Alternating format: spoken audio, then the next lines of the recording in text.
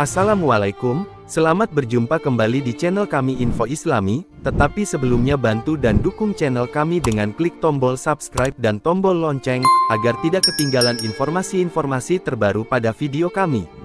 Peristiwa perpindahan arah kiblat terjadi pada bulan Rajab tahun ke-12 pasca hijrah, saat Rasulullah melaksanakan salat zuhur kemudian turun wahyu untuk memindahkan arah kiblat, maka dalam riwayat disebutkan bahwa Nabi sempat salat 2 rakaat menghadap Baitul Maqdis Masjidil Aqsa, dan 2 rakaat berikutnya menghadap Ka'bah, di Masjidil Haram. Wahyu yang turun tersebut adalah surat Al-Baqarah ayat 144, "Sungguh kami sering melihat mukamu menengadah ke langit, maka sungguh kami akan memalingkan kamu ke kiblat yang kamu sukai, palingkanlah mukamu ke arah Masjidil Haram, dan di mana saja kamu berada, palingkanlah mukamu ke arahnya, dan sesungguhnya orang-orang, Yahudi dan Nasrani, yang diberi Alkitab Taurat dan Injil, memang mengetahui, bahwa berpaling ke Masjidil Haram itu adalah benar dari Tuhannya, dan Allah sekali-kali tidak lengah dari apa yang mereka kerjakan." Quran Surat Al-Baqarah, 144. Makna perpindahan kiblat. Dalam beberapa keterangan disebutkan, ketika Allah memerintahkan perintah salat dan menghadap ke Masjid Al-Aqsa Palestina, hal itu dimaksudkan agar menghadap ke tempat yang suci, bebas dari berbagai macam berhala dan sesembahan. Ketika itu, kondisi Masjid Al-Haram Ka'bah, yang merupakan tempat keberangkatan Isra dan Miraj, belum berupa bangunan masjid, sebab kala itu masih dipenuhi berhala-berhala yang jumlahnya mencapai 309 buah dan senantiasa disembah oleh orang Arab sebelum kedatangan Islam, sehingga, di bawah dominasi kekufuran seperti itu, Rasulullah SAW belum bisa menunaikan ibadah salat di tempat tersebut. Selain itu, jika Rasulullah SAW saat itu melaksanakan salat dengan menghadap ke Masjid Al-Haram tentu akan menjadi kebanggaan bagi kaum kafir Quraisy, bahwa Rasulullah SAW seolah mengakui berhala-berhala mereka sebagai Tuhan. Inilah salah satu hikmah diperintahkannya salat dengan menghadap ke Baitul Maqdis Al-Aqsa.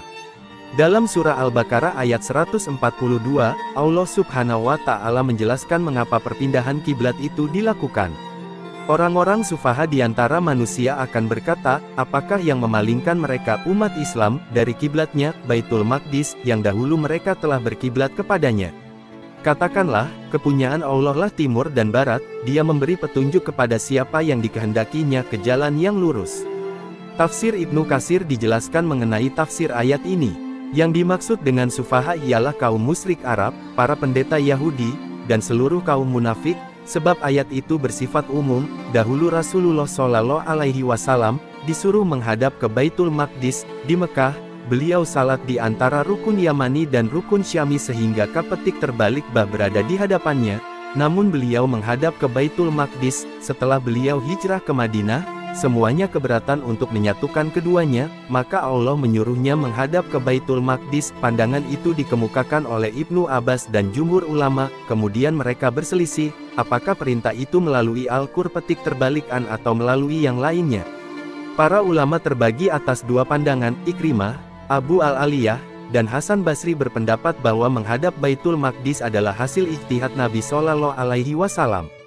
Maksudnya ialah bahwa menghadap ke Baitul Maqdis dilakukan setelah Nabi SAW tiba di Madinah. Hal itu berlangsung selama 10 bulan, beliau banyak berdoa dan memohon kepada Allah agar disuruh menghadap ke kapetik terbalik bah yang merupakan kiblat Nabi Ibrahim AS, maka Allah memenuhi doanya dan diperintahkan menghadap ke kapetik terbalik bah, maka Nabi SAW memberitahukan hal itu kepada halayak. Salat pertama yang menghadap kapetik terbalik bah adalah salat asyar, sebagaimana hal ini dikemukakan dalam Sahihain, dari hadits Al-Bara petik terbalik radhiyallahu an, 137, sesungguhnya Rasulullah SAW salat menghadap ke Baitul Maqdis selama 16 bulan atau 17 bulan, beliau merasa heran kalau kiblatnya adalah Baitul Maqdis. Sebelum kapetik terbalik bah, salat pertama menghadap kapetik terbalik bah adalah salat asyar. Beliau salat bersama orang-orang, lalu salah seorang jamaah keluar dari masjid dan menuju para penghuni masjid lainnya yang ternyata sedang ruku petik terbalik. Dia berkata,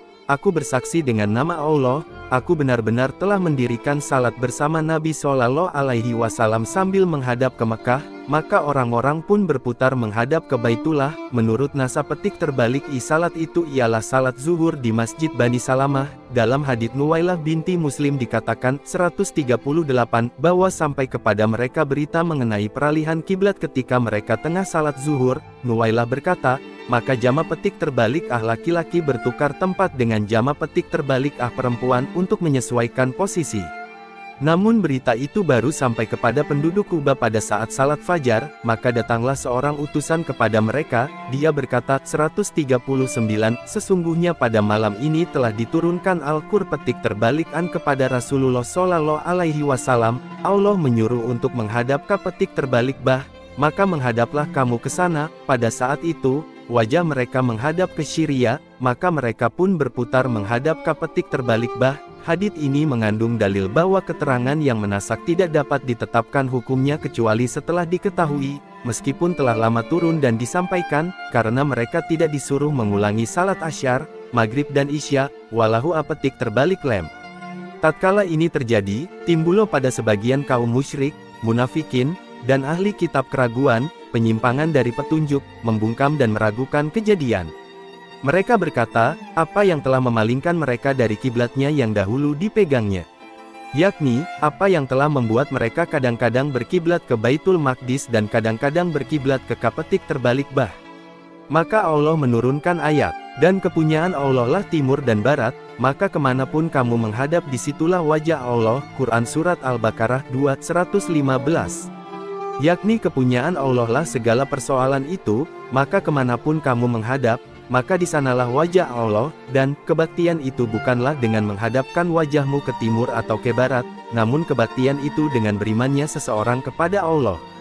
Yakni kemanapun Allah mengarahkan kita, maka kesanalah kita menghadap, karena kesempurnaan ketaatan itu adalah dengan menjalankan berbagai perintahnya walaupun setiap hari Allah mengarahkan kita ke berbagai arah, karena kita adalah hambanya dan berada di bawah pengaturannya. Di antara perhatiannya yang besar terhadap umat Muhammad ialah dia menunjukkan mereka ke kiblat Al-Khalil Ibrahim AS. Oleh karena itu, dia berfirman, katakanlah, kepunyaan Allah lan timur dan barat, dia menunjukkan orang yang dikehendakinya kepada jalan yang lurus. Disarikan dari tafsir Ibnu Katsir.